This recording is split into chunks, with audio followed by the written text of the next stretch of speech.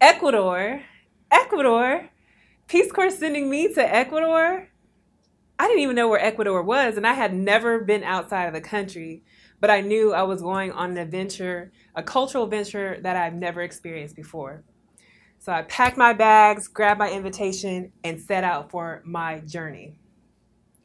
During my Peace Corps training in Ecuador, the staff did a really good job teaching us all about the language, the culture, all the regions in Ecuador, and the three ethnic groups: the mestizos, which were everywhere, the indigenous people that were mostly in the Amazon, and the Afro-Ecuadorians that were in the coastal province of Esmeraldas. Afro-Ecuadorians, there's black people here? For some reason, I didn't think that there were going to be black people in Ecuador. I know we're everywhere, but I didn't think about Ecuador. So I was really intrigued about learning more about them and who they were. When I got placed, my assignment was actually in the Andes Mountains in a city called Ibarra.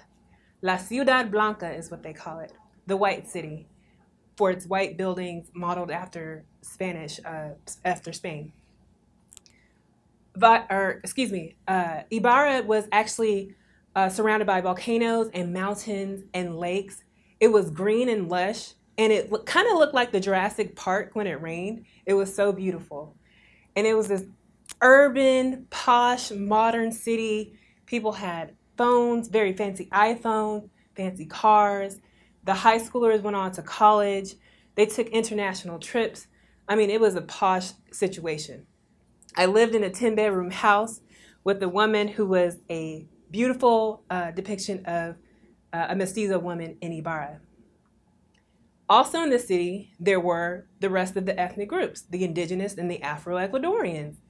And I said, wait a minute, where are these people coming from? I know they didn't come all the way from Esmeraldas to live in Ibarra every day. Oh no, they're from around the mountains, someone told me. Where are they? Where are they from? They're from Valle de Chota. You can take a bus and go around the mountain and get to know them.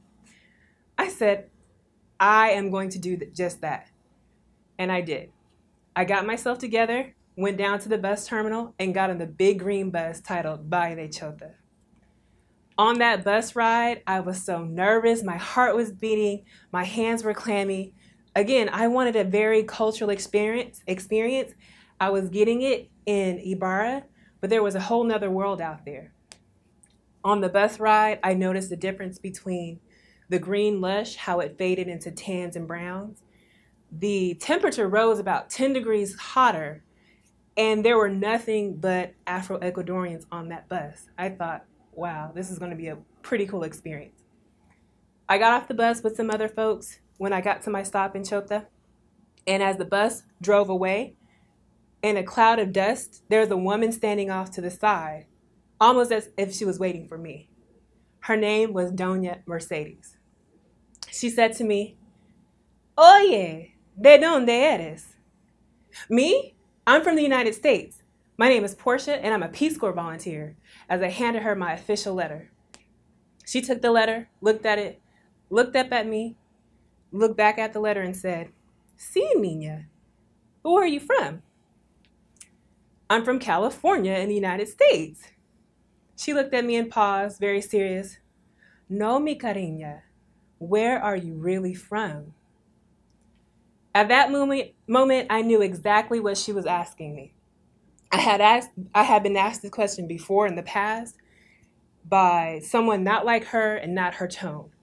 So when I answered her, I said, well, I'm originally from Alabama, which is a southern state. My whole family's from there, but our ancestors are from West Africa. I don't know what country, but they're from somewhere in West Africa. ¿Y usted? She replied with a smile. Oh, we've lived here for a long time, and our family came from Colombia by way of the Congo.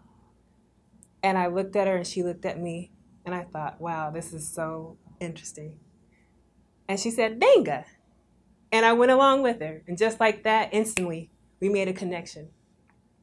We walked through the small rural community of Chota, nestled between the Chota River and the Pan American Highway.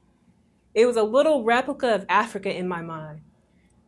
Women walked around with baskets on their heads, men with machetes in their hands coming back from work, greeting us ¿Cómo te va? Buenas tardes. Hola. People coming up to me asking me, whose daughter is this?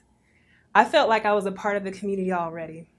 We walked and we talked and we ended up back at Doña Mercedes' house, where she fixed me a big plate of guandules y arroz, the best rice and beans I had in Ecuador. We talked more about our differences and similarities as descendants of Africa. We talked about inequalities, we talked about solutions, we talked about general everyday life. And as I got back on the bus, headed back to my urban paradise of Ibarra, I thought about how lucky I was to meet a woman like Doña Mercedes to help shape my Peace Corps time, and then to live in this beautiful urban paradise. And there on that bus ride, I thought, I'm getting my cultural experience, but I'm getting the best of both worlds. Thank you.